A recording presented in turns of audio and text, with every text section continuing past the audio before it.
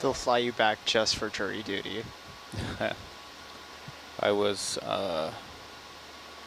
somewhere between Jarvis and American Samoa. Not a lot of activity happening in that part of the world.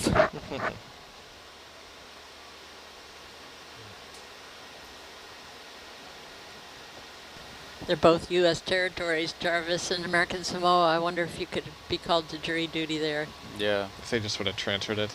It's just on a Coast Guard vessel. Like, this runny guy keeps ducking us. We'll get him next time.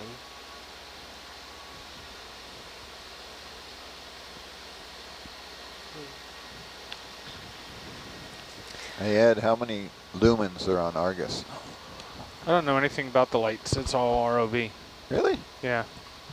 Hey, Dan. How many lumens are on Argus? Karma. I don't know anything about the lights on Argus. Hey, Summer. Thank you so much, the Argus pilot. I actually saw the folder yesterday. I was tempted to click on it with all the information on the cathex, but went to the hydraulic rabbit hole instead. We'll find this out after our watch. Report back. So the Doc Ricketts, Yeah. 17,700 lumen LED lights. It doesn't seem like a ton to me. The typical LED bulb commonly found in a 3-switch room is, What if I told you that it had 2,800 lumens. lumens each? You're talking incandescent here or LED? LED? Oh, It does have 2 deep sea power Hold and on. light 250 watt He's got incandescent it. lights. Say that again? There are 3 Cathex AFOS? I probably butchered it. Atheos? AFOS? Atheos? Oh, I think it's APHOS on here. I have to spell it. Maybe it's Fix that Atheos, one. yeah. I could be wrong. 16 LED lamp heads, 2,800 lumens each, and then 2 deep sea power and light 250 watt Okay, incandescent hold lights. on. You're moving too fast. Remember, I failed horribly at math. So the cathex are 16 at 2,800 each. 2,800. Excuse me, 28,000 each. 28,000. 28,000. 3 zeros. Yep. And we have 3 of those. We have 16 of those.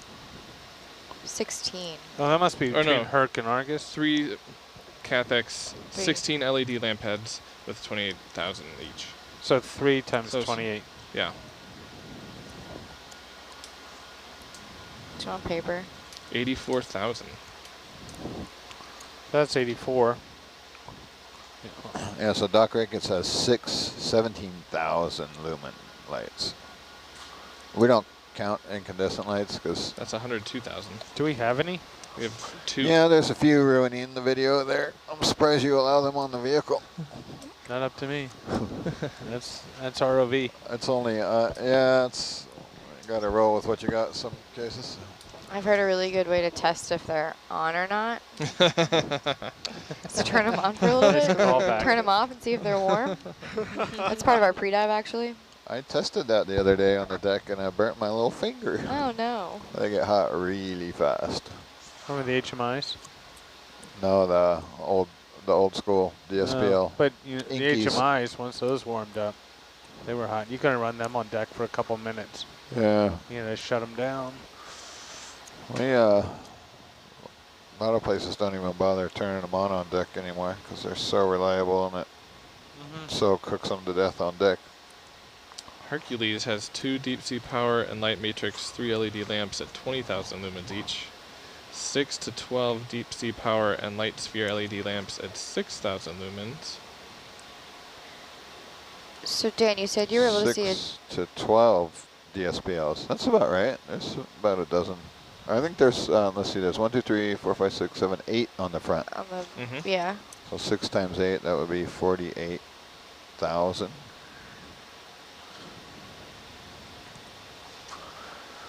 Okay, so how much does, let's say a new Toyota Highlander, how many lumens does its LED bulbs have? One moment. Or I don't know, pick your favorite car. Well, that was a pretty good wild vehicle to use. Why not? So Because I'll be paying for it for the next decade. Yeah. That's why I picked that one. 1200. And I never drive it. 1200. Let me double check. That could be just the fog lights.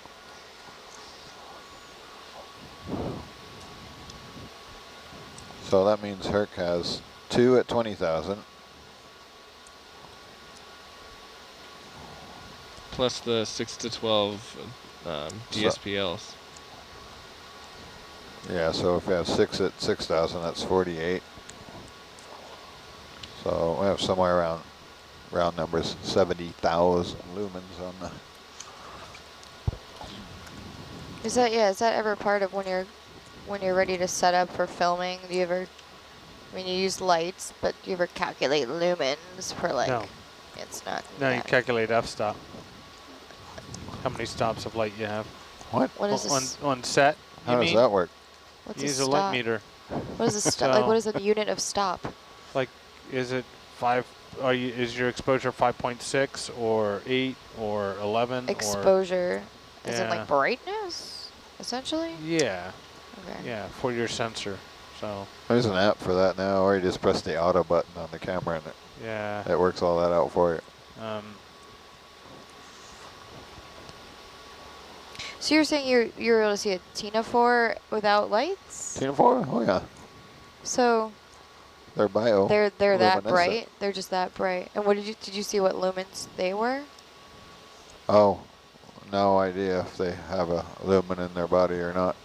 But like the measure of brightness. That's what a lumen is, right? It's like Yeah. a measure of. Yeah. So what is their? So I have to be careful there because a lot of times when we see a Tina 4 we can have like probably some ambient light from something okay, else. Okay. The other ROV or the TMS or something. Yeah, Oh, and for fun, sometimes they let's search it. reflect versus actually bioluminesce. Yeah, and we Might be can, a combination of like, the two. we turn all the lights on the front of the vehicle off thinking we have all the lights off, but there's lights, like Right. a Schilling vehicle is like a flying Christmas tree, so there's Or your- literally hundreds of Right, LEDs. LEDs Your going aft off. light. So, We've flown with just the aft light on, or just with Argus on, and you still see all the light. yeah. So, I have done things where we put the RV on the bottom and we dark everything. We Right. wait a period of time, then we bring the lights on, and all those fish and organisms that have avoided the light are back in front of you for a Yeah. very short Oh, moment yeah. in time. yeah. It's kind of like a surprise party for. We've done that to try and get The ocean. away from all Oh of the, yeah, man. the fish yeah. are just so thick you can So literally not see. we've done that with the RV, but we leave the clump weight lights on. Yeah, and so draw they them all up run over there. Yeah. Yeah, they get so thick you can't. You Yeah, can't we were see doing the that end in of the the Channel manipulator. Islands one point, and could barely see. There's just bait fish everywhere and seals picking them off. A Highlander has 3,200 lumens per bulb. Per bulb? Per bulb. And 2 bulbs? So 6,400. So And we Hercules have. and Argus would blind you on incoming traffic if you somehow had them face to face. So that's basically 6,000 versus 60,000, just to make the math easy. Factor of 10. Yeah, Hercules, 2 of those, so 40,000, 6 at 6,000 right? piece. So about 76,000 if they only have 6 of those DSPLs on them.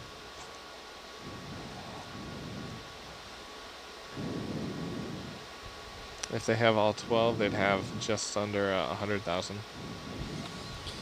Go ahead, data lab.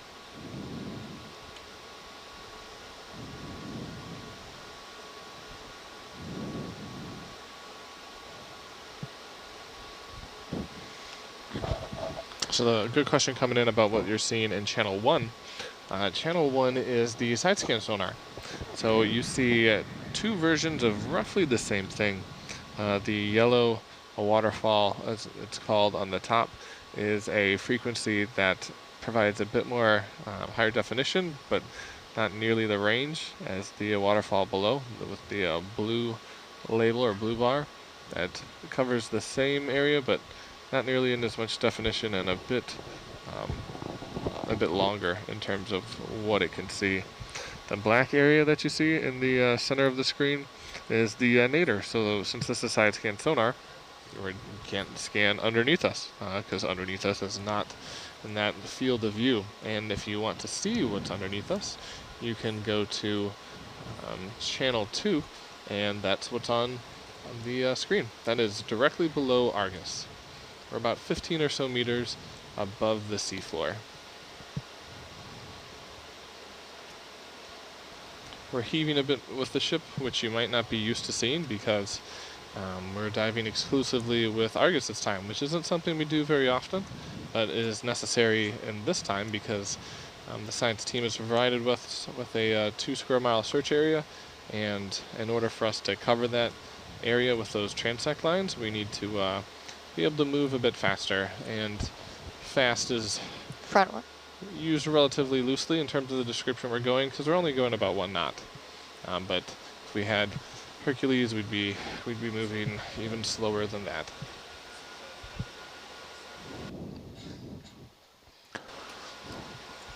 So we've been We at could this have for Ed could put the could put the scanning sonar on one of the satellite feeds for a while instead of that boring survey map. Yeah. So we have For when the plane shows up right in Which the front. sonar? The one with nothing on it? This one, yeah. a MS-1000. So we also have a forward-looking collision avoidance scanning sonar that's looking out about 50 meters in front of Argus. We were And side to streaming side. that. We were streaming that sonar when we had targets. not much in the way of targets recently. It seems like it was a couple watches ago, though. It was a couple watches ago. We're at what, 56 targets? But Oh, any, no, I meant like 56. things that showed up in sonar. Oh, yeah. any second now, there's going to be this beautiful outline of a Simone Clipper show up in there. It's going to be epic. Yeah, on a previous Absolutely. watch, Epic is if a you good were with word. us, they pulled up a sample of what the forward-facing sonar looks like of a ship, and it was very clearly defined. I think Yeah. that was this watch. Who's this watch? Yep. Well, it was That was, yeah, You guys did last that time last we night? were all here. Midnight to 4 a.m. And it's currently 12:47 p.m. Oh, I see. Last watch as in our Yep. watch. Yeah, Yep. yeah, sorry. So today, Today, it's a beautiful thing about Nautilus is you get, the days it's like just blur two, together. it's 2 for 1. you know? Yeah. Yeah. The excitement is doubled for your pleasure. Yeah, my wife called, and I was trying to that's figure, great. figure out what day it was. Oh, wait. Oh, you're not on. You're on next leg. It'll I am. be a lot harder. Yeah. Jump a day. Same time zone. But we jump back, don't we? Time-wise? We jump back a day, yeah. Mhm. Or no, we jump forward a day. Forward a day. But same hour. Mm. Yeah. I thought we were still, Pretty sure it's the same time zone. yeah. Yeah, I can tell you. There's an Where's- app for that. Although it's all the way over Yeah, because here. Appia is the same time, just a day ahead of us. Yeah. Yep. And I forgot So- which one of you told me that was American decision they made? Samoa is UTC minus 11. And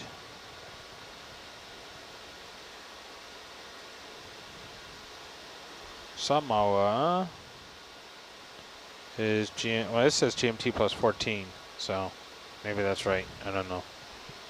Let's see what world clock says. There's supposed to be a time zone for every 15 degrees of longitude. But that's simple math, 360 divided by 24. Or maybe that's the other way around. That's how you end up with 24 hours. 360 divided by 24 is 15. 15, yeah. Yeah, so it is 12:49 p.m. tomorrow in Appia.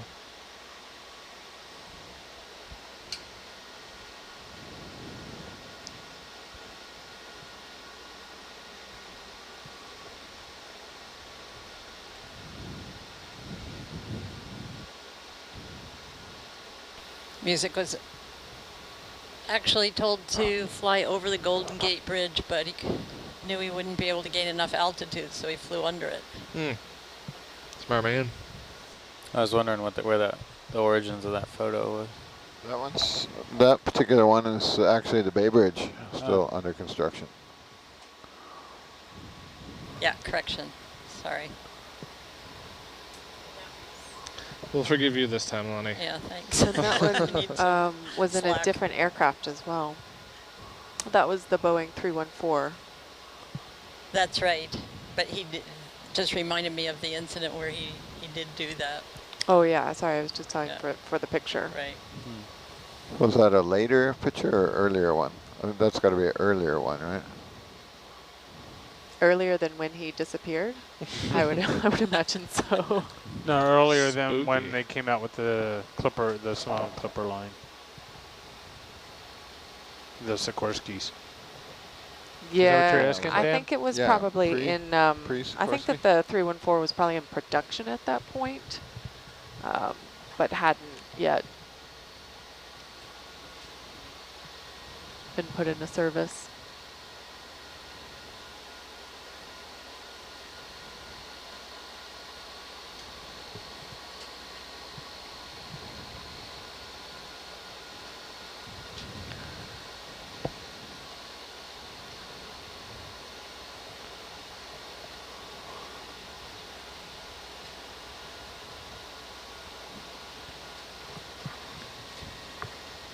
I feel like the bottom's harder to see. It's because there's nothing on it. Nothing on it. Yeah, as evidenced by our side scan sonar as well. Lonnie, so Pan Am had, this is something that I find really interesting. When Pan Am was radioing these telegrams back and forth asking for information, and also when they telegrammed back to headquarters in the field, they were using a code, like a 5-character code system. Did you ever sort of break the code? I did not. That's a good assignment. No. Break the code. Internal Pan Am secret code. Yeah, it's really interesting to see all of the telegrams basically be in this gibberish code.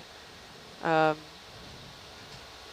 think Rose said that a lot of the ones that were coded had the translations also written on them. Some of them did, but then they also started a different way too, so you might have had to like do the letters backwards, I don't know.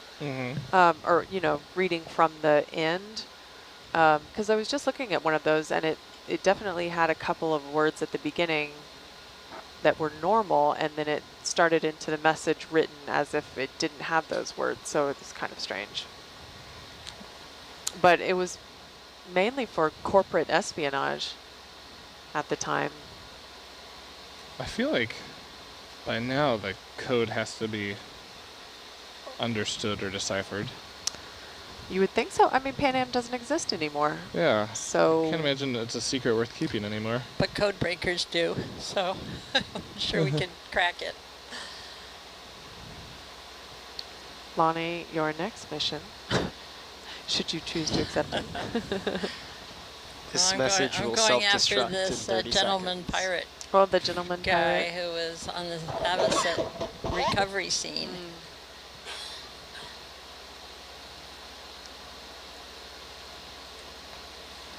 Felix von Luckner. What if he had a 3,000 meter long cable? On his On sailboat? his yacht. I doubt. He was living large. Capsize.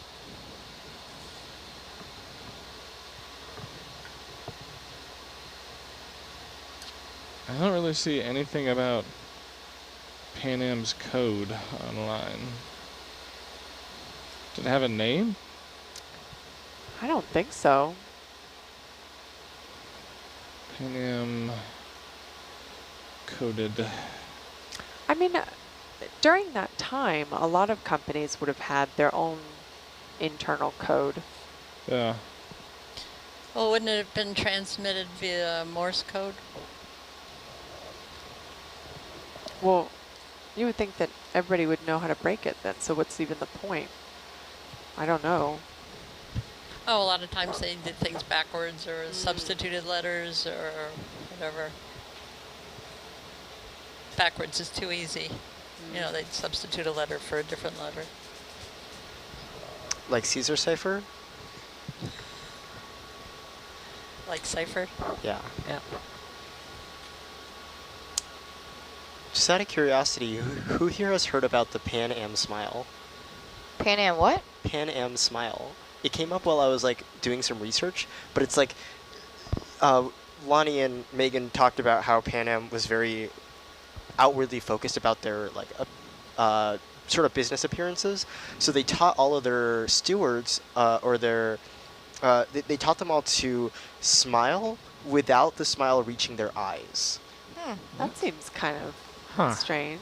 That is. But it became like sort of documented in popular culture as the Pan Am smile. Really? Yeah. We can all practice that. Yeah, become the Nautilus This smile. feels like a fake I don't know if you're happy or half not. smile. Yeah. We've been practicing this. Fake half smile.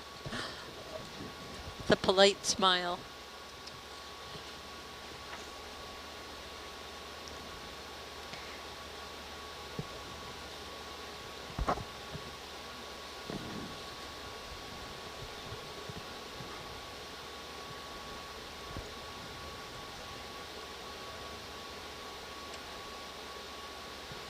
I think it's interesting that Pan Am set up what was probably the first correspondence school because music said that the pilots who attempted ocean crossings had to be equipped with maritime knowledge equivalent to that of Cunarder captains. And so he made an arrangement with a correspondence school to furnish the flight crews with specially prepared courses designed to fit them for transoceanic duty, but they rebelled. They argued they couldn't possibly learn celestial navigation from a book. So they hired an instructor, Fred Noonan, an experienced merchant marine navigator for the Navy.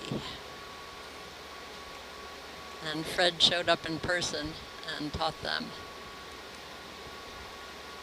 Often flying with music, in fact. They said music was the most diligent student of all. He wanted to master the navigational skills.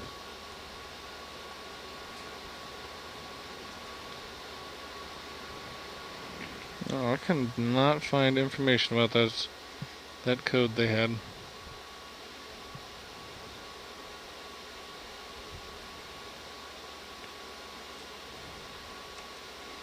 Apparently some of the World War II timed flights, they would show up to the plane and then receive an envelope right before they got in with the code, or the key to decipher the coded messages. It would only be good for a short period of time. A one-time cipher? Yeah. Yeah. That's the way it worked. Who can guess the first airline operation in the United States? How early? First airline operation? Like the company? First attempt to operate an airline company. In the U.S. In the U.S. Um, And where would it have been? At a Kitty Hawk or? 20. That was a good start. That was the start. I think This isn't a widely known fact, but in May 1921, the Aero Marine Company inaugurated the Hudson Airport at the foot of 79th Street in New York City. I was gonna guess New York. Yes, shortly after they began regular scheduled flights between New York and Atlantic City, and this was the first organized attempt to operate an airline in the United States. And as we pointed out the other day, people in metropolitan areas, most of them, east-west coast, had access to water, but not to remote land airports, that landing strips that hadn't even been built yet. The water was already there, so it was a natural to develop transportation routes on clippers. so. What were they seaplanes. flying? Aero Marine Company. Good question. Small Float Planes, I'm not sure the company.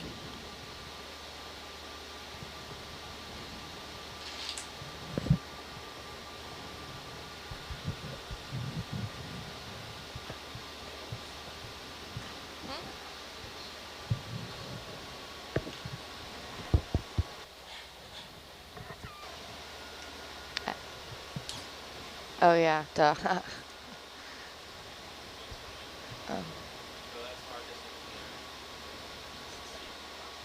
I feel like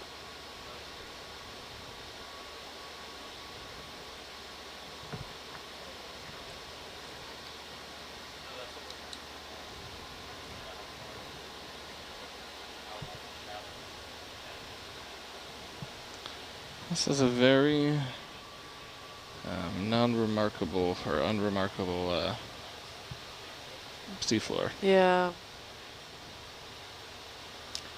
This is the time where you would want to actually see some rocks. Yeah. I'm actually surprised because there's so many fishing boats and things around. You'd think debris would have been dropped to the ocean floor and we'd see. Maybe those things would be too small. How small an object would we be able to see? On the side scan?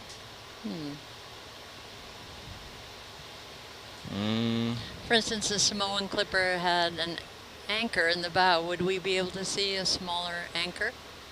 What would be the size of said anchor? Is it like the size of one of the chairs in the control van? Yes, probably. I mean, it had to withstand gales in the harbor, squalls and things like that, so it had to be decent size. I think we might be able to. I think Rennie and our RV pilots, Summer and Dan, might be able to give more specifics, but I think it also depends on how low we are. I think maybe we would do, but I think the question is, like, would we be able to differentiate it from a rock if it's that small at this point? Yeah, I don't think we'd be able to.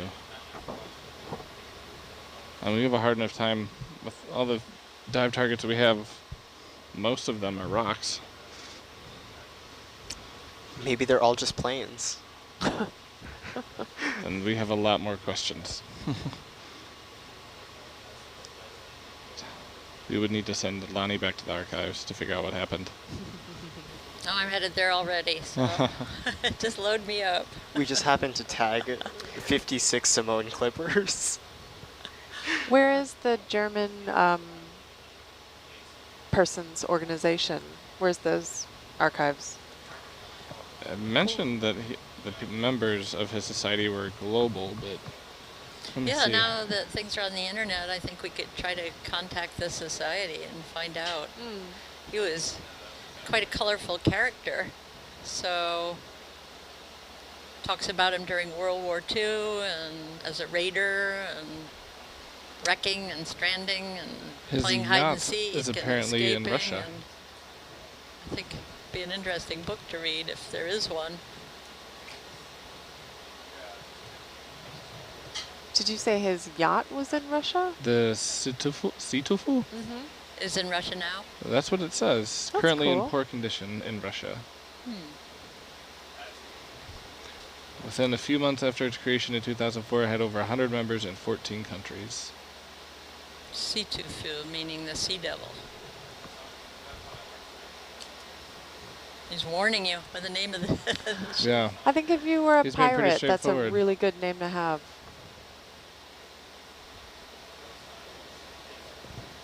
Oh, he's mentioned in the Navy Museum of New Zealand. As a German war hero, he's noted for his long voyage on the Sea Adler, during which he captured 14 enemy ships. He had good training. That's a pretty good record. Don't think I would want to tangle with that guy. I wonder if people have said, oh no, it's a sea devil. Not the sea devil. As I said, I only saw him in one source, aside from Wikipedia, which we all believe. Joking.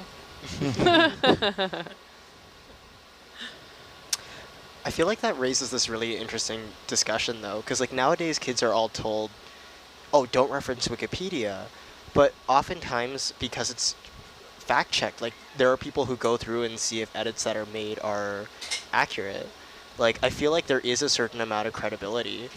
The thing about Wikipedia, though, when people say don't reference it, is because it contains all secondary sources. Mm. So You when go to you the- read Wikipedia, you go to it and then you can find those primary sources, and you can then look at those and see if Wikipedia summarized them correctly, or it's using them in the correct way, or if maybe the primary sources have a little bit more information. So Wikipedia is a good place to start research, but anything that you find on Wikipedia, you should be able to go to the primary source for. And then fact-check. Yep, and that's Gotcha. the reason why they say don't do it. So What's the- interesting on a project like this is, say we originate, we come up with the sources and put the information together. Somebody else puts it together on a Wikipedia page. Then other people are sending it back to us as though it's new news to us when we originated it in the first place. We probably need to go back and fact check it, make sure. This is like a vicious circle. Yeah, that's what Russ was saying. So you actually found the crash report, and then it showed up online? Yes, Oh. yeah.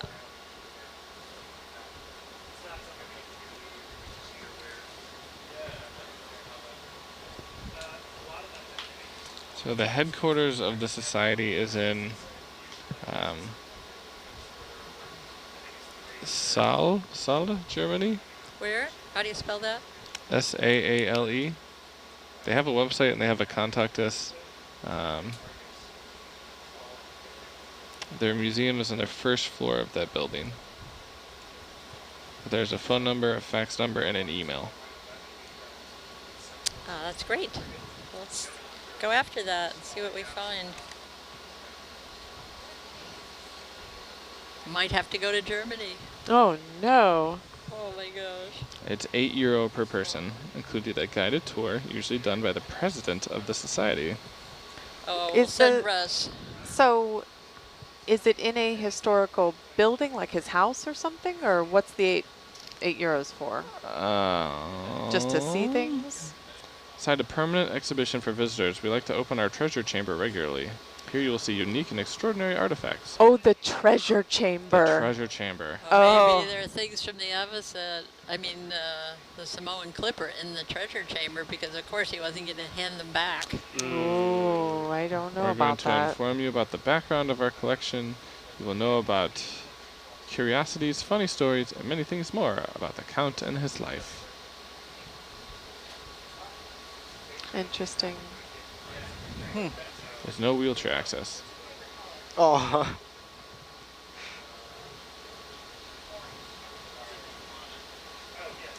Woo! I changed the track color. So Lonnie, kind of question for you related to what we were talking about with research, but after you put in all of that work sort of chasing down this flight record or this document, how do you feel about it then being put online, like the crash report? No, the point of research is that to is further right. an investigation about something. So you want to enable that. So if you're the person who enables that, that's great. Don't expect credit. Yeah. Don't expect recognition. A little bit of Don't pride. expect any appreciation. But in your heart, you know you were the source. So Yeah. no, that's almost the way I felt about the Petrel, Paul Allen's endeavor, actually going out and finding USS Lexington, because I had a letter from NOAA saying I would be on that trip going out to the Coral Sea. And Jim Delgado had said, you're on that, definitely. And then in the meantime, the records, of course, were in the hands of the Navy as well. So it was going to be NOAA, U.S. Navy, and my berth somewhere on our part, and then the rest of the ship would be occupied by Australia. So when he got there and found it, I said, oh no, oh my gosh, well there goes that trip, and there goes the excitement of actually finishing the research to be on site. and to see if the coordinates were correct and all. And then on the other hand, I said, well, great for history, great for the U.S. Navy, great for the families. This is what needed to happen. And so I had to rejoice in that. It's a bittersweet thing, but if you're the detective at the beginning, unless you're Sherlock Holmes or somebody like that, you're not the one at the end. It's the police, or it's the jury, or something else. There's so many components to it. You're just the one that's enabling the whole project to start moving. Gotcha. Start piecing together. Then the pros come in. That's why I'm just astounded to be on this ship, because, you know, I'm not an undersea expert. I'm not a marine biologist. I'm not an ROV pilot. I'm not an engineer. Architect is close, but doesn't really qualify one to be on a ship looking for a plane. It's just amazing to me to then complete the journey. I know I studied in economics the psyche of people on an assembly line in a factory, and they'd have a barrel of parts, and they'd work on their barrel, you know, assembling and whatever, passing it along, and the factory used to come along and keep filling the barrel, you know, with parts so that it would always be full. And it totally demoralized the workers because they never got to see the end. They never got to finish anything. They never could have a feeling of how many barrels they did. And so they changed that whole method. Well, it's sort of the same for me in the research. I start it, and then I never get to the bottom of the barrel and finish it. So this is a great experience. Yeah. Happy to have you on board. Thank you so much, Peyton. I've loved getting to know everybody and what they do and how well they do it. Also, just for our audience, do you want to share the story of how you found the crash report?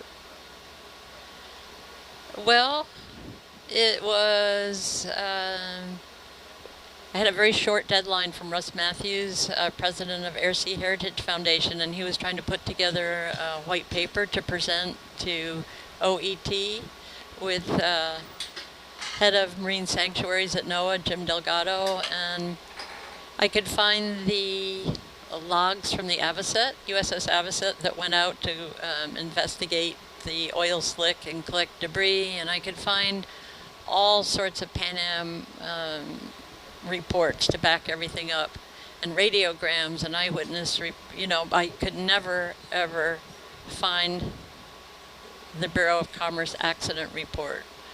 I went to the Navy, I went to the archives, Archives 1 and 2.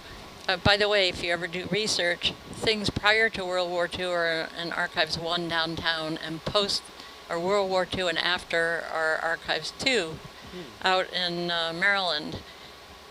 This project, 1938, of course, is prior to World War II. So I went downtown. Right. They said, well, sorry, the Avocet continued on as a minesweeper, and her logs are all together. So even though your project predates World War II, you have to go out there to find them. So there's a lot of back and forth like that. And then you get to the page where you know that date is going to reveal what you need to know, and it'll be ripped out, missing. And then you go back downtown, maybe you have a copy. So it was kind of like that with the accident report. Nobody knew. Everybody said it should exist. There was a Bureau of Accidents even. There were whole accident reports for airlines. There were all sorts of records, and nobody knew where that piece of paper was. And I finally went to the head of the archives and said, I've looked in Navy and everywhere. I listed about 6 places. University of Miami, everywhere. San Bruno Archives in California, everywhere.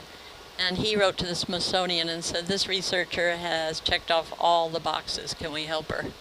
And they came up with it. It was a thrill. Russ almost jumped out of his skin when I told him, we've got it, we've got it. Now it's on the web. No. Smithsonian probably put it there. Oh. Yeah. Most of these institutions are trying to digitize all their old records. I mean, as we know, paper doesn't age really well. And when you have a lot of people handling things, even with gloves on, wear and tear, people are taking things out of bound documents to Xerox them or photograph them. All sorts of things are happening. They're not going to last. The records, paper records will not last. Right. You have humidity, problems, and it's like libraries. I mean, libraries are shutting down, bookstores are shutting down. You just look online instead, download. Lookner was apparently nominated for a Nobel Peace Prize. Oh, you're reading about it. Yep. There's what appears to be the copy of the letter that was sent in 1956 on the website.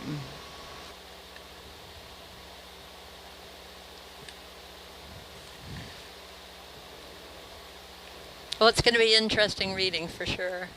I'll keep everybody posted if it leads to anything. Thank you. Yeah, I don't see anything so far about the Simone Clipper. I know, and it was only in that book that I found reference to it. Well, they do have books and souvenirs listed, so maybe Okay. a biography by Wolfgang Seikopf, and another one called Bells of Peace that he must be featured in.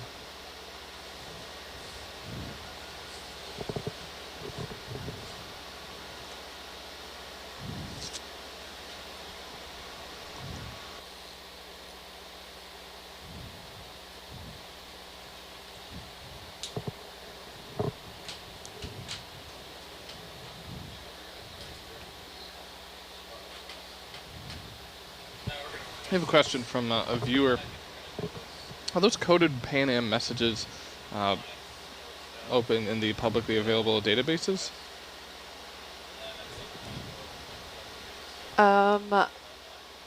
When the viewer says publicly available databases, what does the viewer mean? I don't think that there would be any reason why they wouldn't be able to be published and seen. Lonnie, where did you find them?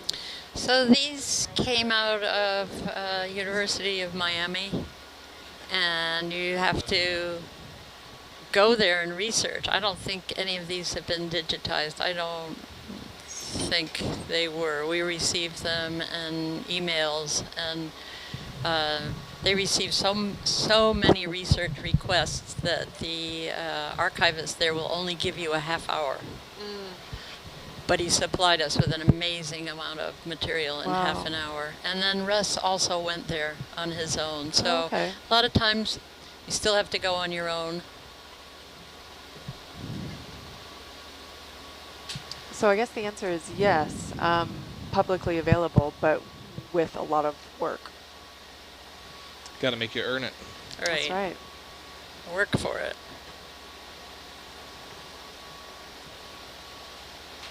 There's a book out there that I was anxious to get my hands on. It's called From Crate to Clipper with Captain Music, Pioneer Pilot, and it's by William Stephen Grooch, G-R-O-O-C-H, published by Longman's Green and Company, New York and Toronto in 1939.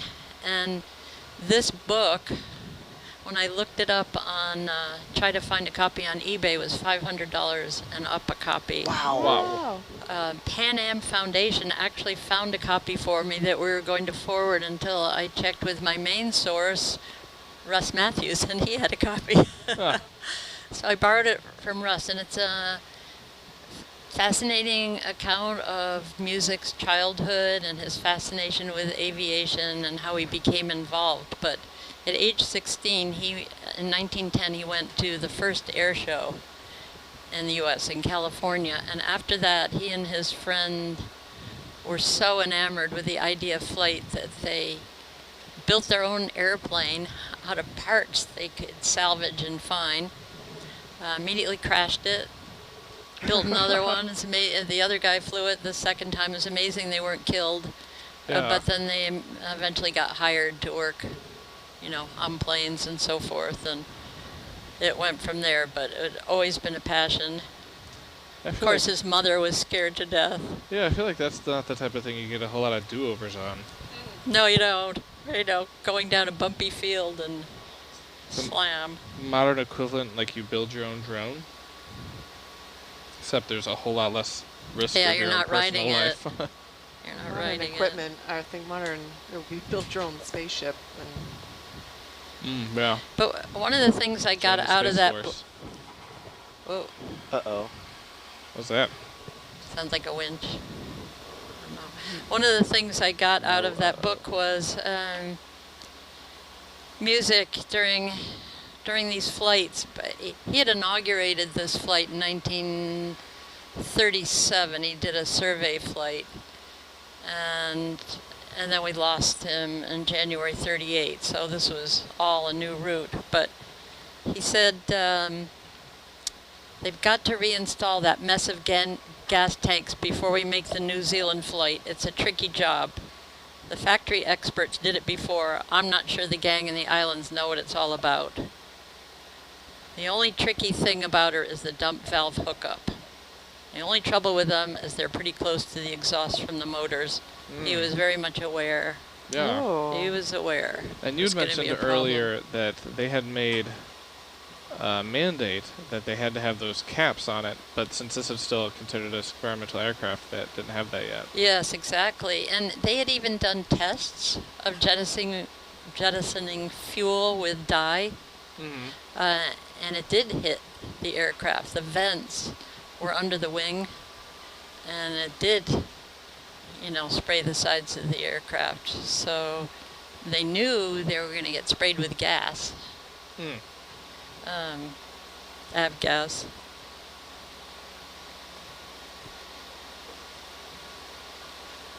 Perhaps he thought that because, the hull tanks have to drain upwards into the wing tanks and then out. And perhaps they thought, well, if it's up above us in the wings and it's well ventilated, we won't have a problem. But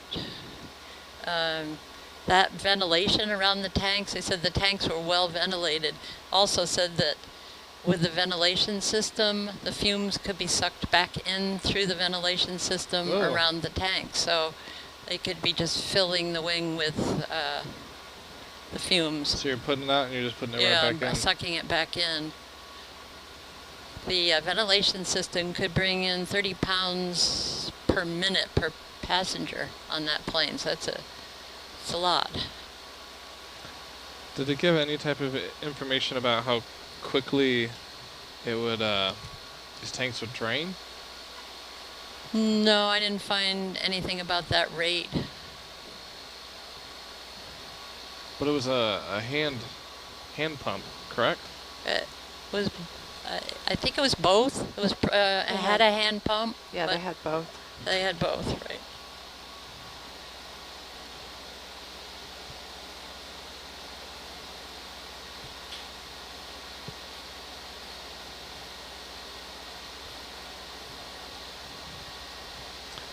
So Dr. Megan, are there any, I guess, updates on the thoughts of what we might be doing next after we finish these transects?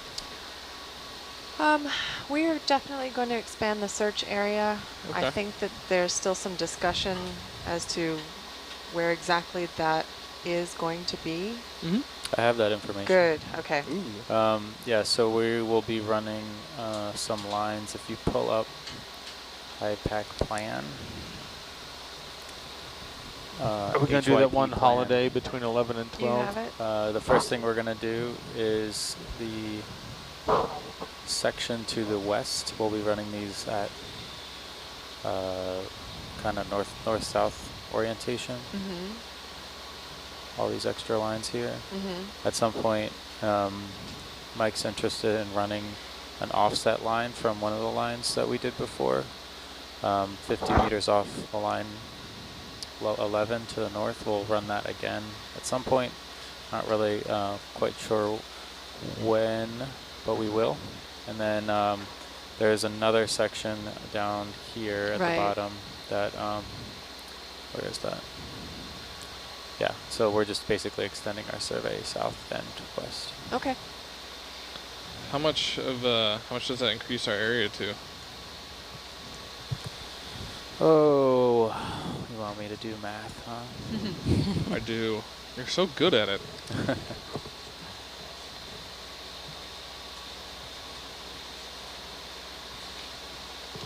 While Rennie does that math, our current search area, for the viewer who asked, is about 2 square miles. And we have been doing it for 60 hours or so. 60 plus. So it's been a decent bit of time.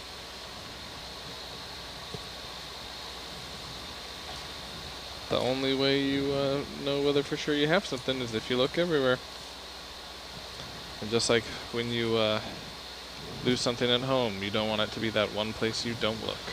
I used to always tell my daughter, did you look with your eyes or with your hands?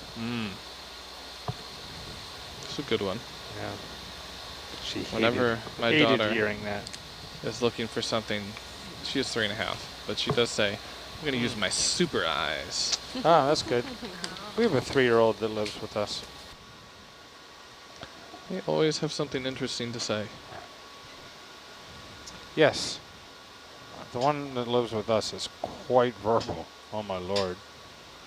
But So's my oldest.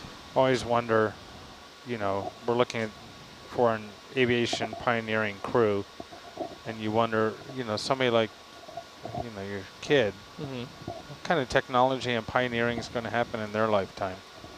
Yeah, I get blown away by that. I keep telling her, I used to think that having a cell phone that had a camera in it was the dumbest thing. Right. I was like, why am I going to take a picture Now with they my have camera a wildly with my phone? recorded life. Well, to send one of those picture messages used to cost a ton. So tell my friends not to text me because it cost me a dime every time they sent me one. Yeah. I want to keep my loose change. Talking about loose change, this plane cost $320,000 to build Wow. back then. I thought they got it for $242, Oh, really? Bargain. which came out to about $4.5 million in today's dollars. That's a 1,700% adjustment for inflation. Wow. What is what do you think, like the plane that we flew in on, the Otter, Twin Otter? Twin Otter. I don't know. I don't know. It's kind of comparable-ish. Maybe. Yeah, maybe. But you have to realize that they, you know, there was probably some financing involved, and today the largest purchasers of aircraft typically are leasing companies. I mean, some of them are airlines, but. Not the military? Oh, I meant like commercial jets. Oh, okay. Yeah, you're probably right. I wonder if I they was- hate yeah. going into dealerships as much as we do. I don't think so. The other thing that I think about in technology is we have all of this amazing stuff. If any one of us was suddenly transported back to 1600 or 1750, do we ourselves actually have any personal knowledge that we could transfer to? It's like, or would we just be like, I don't know, I would normally do that on my phone. On your what? You know, could I go back to Go to George Washington and ask what his the Wi-Fi year password is. 900 and do anything with iron ore? Do Yeah. I know how any of that actually happens? No. There's No. We were all confused enough losing one day. Yeah. Yeah. Technology both advances us, but could also be our ruin. Our original Right. area. Yeah, if all of a sudden there's an EMP and we lose all electricity. Yeah, there was a show about that, I think. Rennie will fix it I all don't for us. remember what it was. Our original area was around 4 square nautical miles. We've added 2.5 to the west and 1.5 to the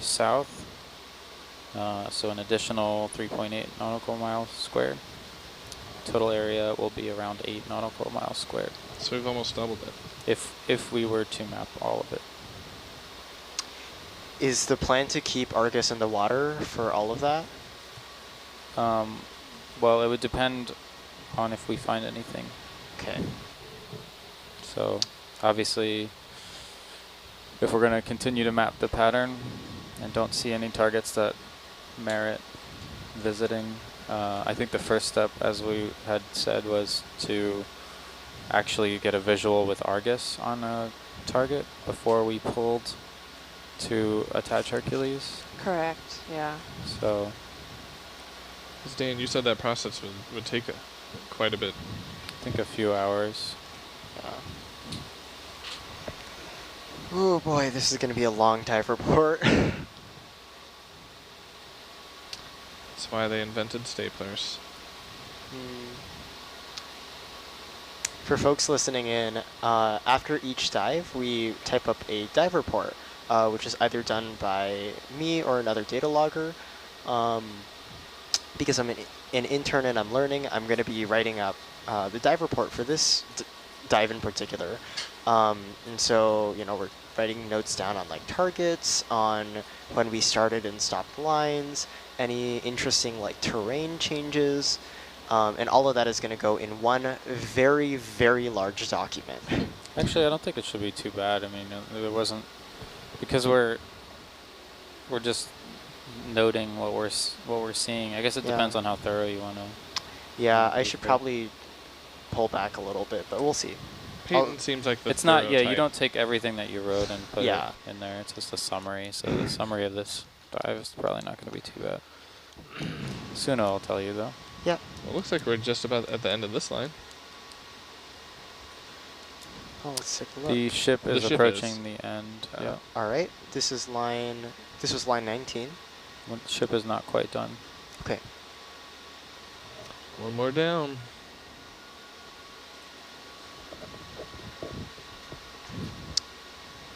So for those viewers at home or wherever you consume Nautilus Live content, please continue to send in some questions.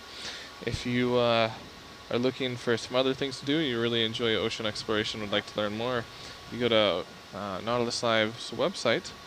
You can go to the top area and click on education, and we have lots of free, wonderful educational resources that you can go through and do with yourself or your family, or your kids, your students. There's a login, but there's no money or anything like that in order for you to do it. It's just for you to access the material. We can also sign up for the newsletter, and we often provide updates about how you can continue to interact with us, as well as some new things going on. And follow us on social media at EV Nautilus, and we'll continue to provide dive updates using social media. Lonnie, I've heard you talk about the captain as a young boy going to an air show in 1910. Ship has finished this line. I believe it was. Thank you, Nav. Have you read, I think it's David McCullough's book on the Wright brothers? Yes, I did. So that kind of gives you a feel for what that air show would have looked like or been to see. Yeah, just stunning for people. A lot of our famous aviators and aviatrixes started that way, by going to an air show. I could see how that would be a real moment in a young person's life to see that and be like... Enthralling, really. Yeah. Featured a lot in early cinema, too. Silent movies would have, you know, a biplane or some scene with an aircraft. Howard Hughes was huge. Howard Hughes was huge into that. Yeah. I Both learned that cinema and aviation. the first airports, before really there was like even an FAA established, were circles, so that you could land on whatever the wind, whatever direction the wind was coming from. And then obviously, that's great, yeah. over time, they had prevailing wind and runways were a thing.